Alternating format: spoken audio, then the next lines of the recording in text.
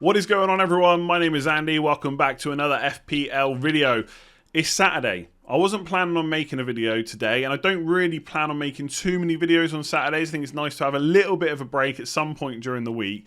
But I'm at home. There's not a huge amount else going on right now. And such a big event is just happening in FPL that I wanted to just quickly talk about it, plus a few other points that have happened so far. This is really just initial reactions, like just after the match. It's not a case of I've put a load of thought into it. But obviously, Bruno Fernandes scoring a hat-trick is massive for so many reasons. Obviously, for those of us that own him, it's fantastic. What a start. We now don't have to worry about him as long as he's not injured. We don't have to worry about him. People are going to be bringing him in. His price might go up by 0.1 million. I don't see it going up too much more by that in the first week. And obviously we know he's got good fixtures, so that's kind of a worry that's gone. The points are banked after the second game.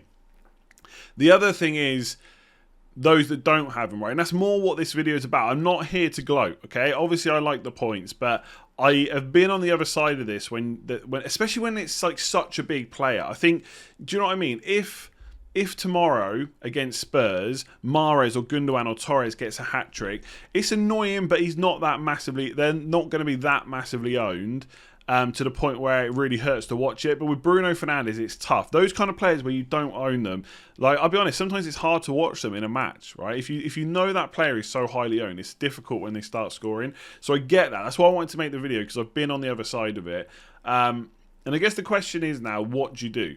So this is generally what I think about a player, but I just think Bruno Fernandes is a little bit different because he's so big, right? Like big in the FPL world, like big as an option is what I'm trying to say.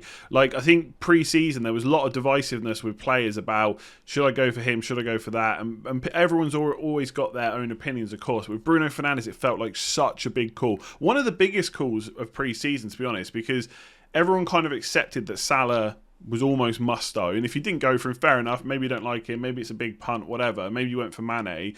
But with Fernandes, it felt like such a big call. And so usually this is how I think about a player if they've just done really well.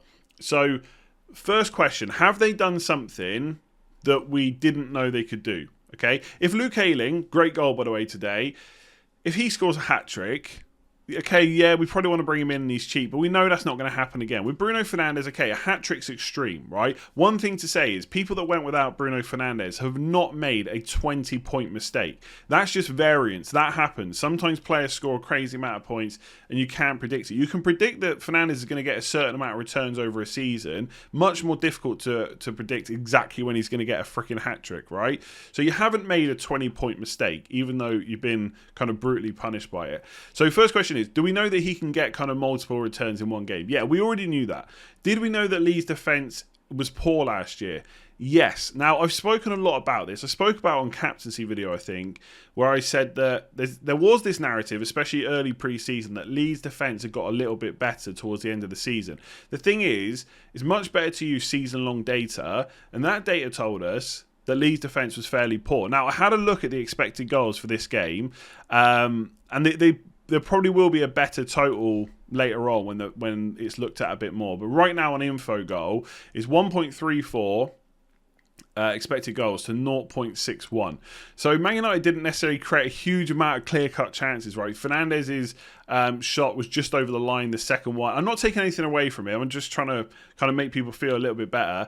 The first one, he hit it into Meslier, then it went in. Obviously, the third one was brilliant. What a finish, right? Past Meslier. So we know he's a good player. We know he can get multiple returns. We know that Leeds is a pretty good fixture, right? That's why a lot of us are going to probably look to captain Salah when he plays them in game week 4. Okay, so we know that. We know that Fernandes' next 3 fixtures are pretty good. Southampton, Wolves and Newcastle. Obviously, we've not seen them play yet this season. Maybe they'll surprise us, but I think they're 3 good fixtures. So we knew all that before the season started. So the way I tend to look at a player then is, what's really changed my mind? A really good player that's really high price has got a lot of points in FPL. We all knew that could happen. So ideally, you don't then completely change your mind on that play. You try and see it through. Yes, it's massively unfortunate.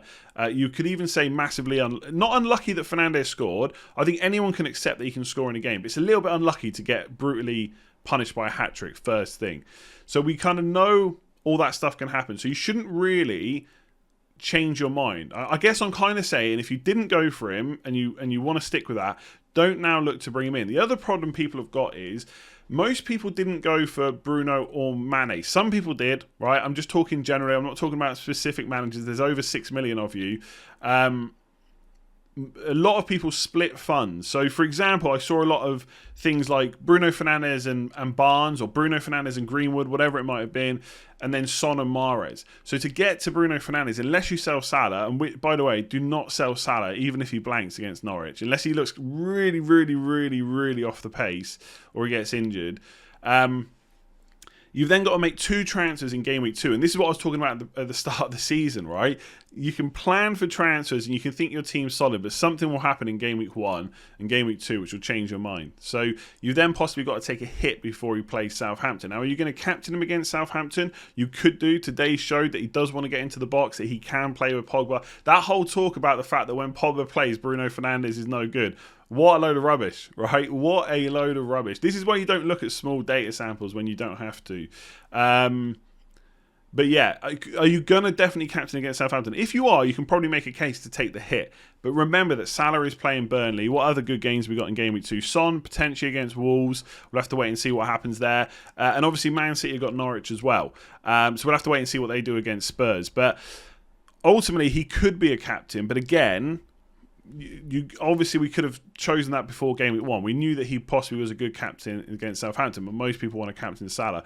So what I would say is take it on the chin, which is way more difficult. I know it's easy to say that. It's difficult. Like I said, I've been on the other side of that and it does hurt. Best thing to do is just switch off. In fact, the best thing to do is probably not click on this video. But I am, like I said, I'm trying not to gloat. I'm trying to, I don't know, just talk you through it, I guess, very casually.